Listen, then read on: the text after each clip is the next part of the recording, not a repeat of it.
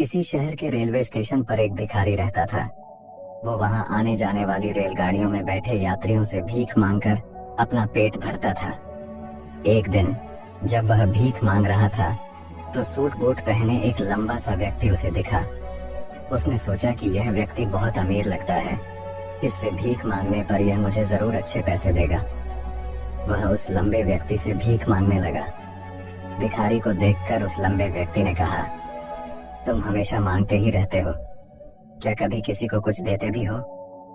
भिखारी बोला, साहब मैं तो भिखारी हूँ, हमेशा लोगों से मांगता ही रहता हूँ। मेरी इतनी औकात कहाँ कि किसी को कुछ दे सकूं। लंबा व्यक्ति बोला, जब किसी को कुछ दे नहीं सकते तो तुम्हें मांगने का भी कोई हक नहीं है। मैं एक व्यापारी हूँ और लेन देन में ही विश्वास करता हूँ। अगर तुम्हारे पास मुझे कुछ देने को हो तभी मैं तुम्हें बदले में कुछ दे सकता हूँ। इतना कहने के बाद वह लंबा आदमी ट्रेन में बैठकर चला गया। इधर भिखारी उसकी कही गई बात के बारे में सोचने लगा। उस लंबे व्यक्ति के द्वारा कही गई बात उस भिखारी के दिल में उतर गई। वह सोचने लगा कि शायद मुझे भीख में अधिक पैसा इसीलिए नहीं मिलता क्योंकि मैं उसके बदले में किसी को कुछ दे नहीं पाता हूँ। लेकिन मैं तो भिखारी हूँ, किसी को कुछ देने लायक भी नहीं हूँ। लेकिन कब तक मैं लोगों को बिना कुछ दिए केवल मांगता ही रहूंगा। बहुत सोचने के बाद उस भिखारी ने निर्णय किया कि जो भी व्यक्ति उसे भीख देगा उसके बदले में वह भी उस व्यक्ति को कुछ जरूर देगा। लेकिन अब उसके दिमाग में यह प्रश्न चल रहा था कि वह खुद भिखारी है तो भीख के बदले में वह दूसरों को क्या दे सकता है। इस बात को सोचते हुए 2 दिन हो गए, लेकिन उसे अपने प्रश्न का कोई उत्तर नहीं मिला था। तीसरे दिन जब वह स्टेशन के पास बैठा हुआ था तभी उसकी नजर कुछ फूलों पर पड़ी जो स्टेशन के आसपास के पौधों पर खिल रहे थे। उसने सोचा, क्यों ना मैं लोगों को भीख के बदले कुछ फूल दे दिया करूं। उसको अपना यह विचार अच्छा लगा और उसने वहां से कुछ फूल तोड़ लिए। अब वह ट्रेन में भीख मांगने पहुंचा। अब जब भी कोई उसे भीख देता तो उसके बदले में वह भीख देने वाले को कुछ फूल दे देता। उन फूलों को लोग खुश होकर अपने पास रख लेते थे। अब भिखारी रोज फूल तोड़ता और भीख के बदले में उन फूलों को लोगों में बांट देता था। कुछ ही दिनों में उसने महसूस किया कि अब उसे बहुत अधिक लोग भीख देने लगे हैं। वह स्टेशन के पास के सभी फूलों को तोड़ लाता था। जब तक उसके पास फूल रहते थे तब तक उसे बहुत से लोग भीख देते थे, लेकिन जब फूल बांटते बांटते खत्म हो जाते तो उसे भीख भी नहीं मिलती थी। अब रोज ऐसा ही चलता रहा। एक दिन जब वह भीख मांग रहा था तो उसने देखा कि वही लंबा व्यक्ति ट्रेन में बैठा है जिसकी वजह से उसे भीख के बदले फूल देने की प्रेरणा मिली थी। वह तुरंत उस व्यक्ति के पास पहुंच गया और भीख मांगते हुए बोला, आज मेरे पास आपको देने के लिए कुछ फूल हैं। आप मुझे भीख दीजिए तो बदले में मैं आपको कुछ फूल दूंगा। उस लंबे व्यक्ति ने उसे भीख के रूप में कुछ पैसे दे दिए और भिखारी ने कुछ फूल उसे दे दिए। उस लंबे व्यक्ति को यह बात बहुत पसंद आई। वह बोला, वाह क्या बात है, आज तुम भी मेरी तरह एक व्यापारी बन गए हो। इतना कहकर फूल लेकर वह लंबा व्यक्ति अपने स्टेशन पर उतर गया। लेकिन उस लंबे व्यक्ति द्वारा कही गई बात एक बार फिर से उस भिखारी के दिल में उतर गई। वह बार बार उस लंबे व्यक्ति के द्वारा कही गई बात के बारे में सोचने लगा और बहुत खुश होने लगा। उसकी आंखें अब चमकने लगीं।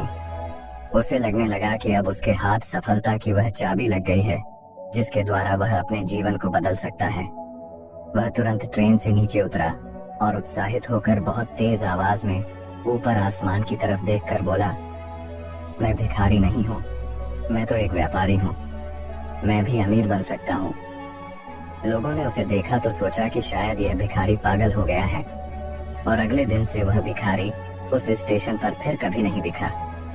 लेकिन 6 महीने बाद इसी स्टेशन पर 2 व्यक्ति सूट बूट पहने हुए यात्रा कर रहे थे। दोनों ने एक दूसरे को देखा तो उनमें से एक ने दूसरे से हाथ मिलाया और कहा, क्या आपने मुझे पहचाना? दूसरा व्यक्ति बोला, नहीं, क्योंकि मेरे हिसाब से हम लोग पहली बार मिल रहे हैं। पहला व्यक्ति बोला, नहीं, आप याद कीजिए, हम पहली बार नहीं बल्कि तीसरी बार मिल रहे हैं। दूसरा व्यक्ति बोला, मुझे याद नहीं, वैसे हम पहले 2 बार कब मिले थे? अब पहला व्यक्ति मुस्कुराया और बोला, हम पहले भी 2 बार इसी ट्रेन में मिले थे। मैं वही भिखारी हूँ जिसको आपने पहली मुलाकात में बताया कि मुझे जीवन में क्या करना चाहिए, और दूसरी मुलाकात में बताया कि मैं वास्तव में कौन हूँ। दूसरा व्यक्ति मुस्कुराया और अचंभित होते हुए बोला, ओह, याद आया, तुम वही भिखारी हो जिसे मैंने एक बार भीख देने से मना कर दिया था, और दूसरी बार मैंने तुमसे कुछ फूल खरीदे थे। लेकिन आज तुम ये सूट बूट में कहाँ जा रहे हो और आजकल क्या कर रहे हो? तब पहला व्यक्ति बोला, हाँ, मैं वही भिखारी हूँ, लेकिन आज मैं फूलों का एक बहुत बड़ा व्यापारी हूँ और इसी व्यापार के काम से ही दूसरे शहर जा रहा हूँ। कुछ देर रुकने के बाद वह फिर बोला, आपने मुझे पहली मुलाकात में प्रकृति का वह नियम बताया था जिसके अनुसार हमें तभी कुछ मिलता है जब हम कुछ देते हैं। लेन देन का यह नियम वास्तव में काम करता है। मैंने यह बहुत अच्छी तरह महसूस किया है, लेकिन मैं खुद को हमेशा भिखारी ही समझता रहा। इससे ऊपर उठकर मैंने कभी सोचा ही नहीं।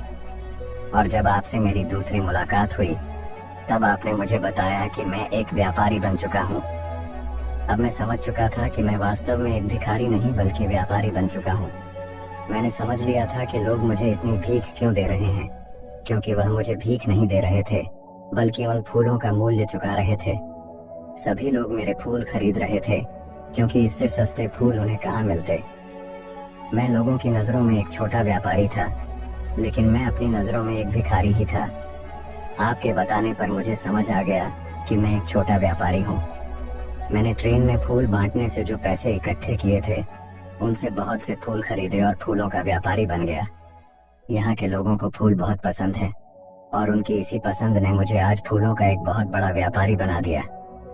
दोनों व्यापारी अब खुश थे और स्टेशन आने पर साथ उतरे और अपने अपने व्यापार की बात करते हुए आगे बढ़ गए। दोस्तों, इस कहानी से हमें बहुत कुछ सीखने को मिलता है। कहानी में लंबा व्यापारी गिव एंड टेक के नियम को बहुत अच्छी तरह जानता था।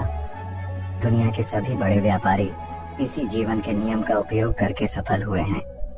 इस फॉर्मूले को उसने भिखारी को भी बताया। भिखारी ने इस प्राकृतिक नियम को अपना लिया और इसका असर उसके जीवन में साफ दिखाई देने लगा। उसने अपनी सोच बदली और उसकी जिंदगी बदल गई। यह कहानी हमें बताती है कि हम यदि अपनी सोच बदल लें तो कुछ भी हासिल किया जा सकता है। यदि हम खुद को छोटा समझते रहेंगे तो हम हमेशा छोटे ही बने रहेंगे। बड़ा बनने के लिए हमें अपनी सोच को बदलना होगा और खुद के बारे में बड़ा सोचना होगा। कहानी का सार यह है कि सफलता आपकी सोच में छुपी होती है। खुद का आत्मसम्मान जगाइए, अपनी सोच को बड़ा बनाइए और देखिए कैसे आप सफलता के शिखर पर पहुंच जाते हैं।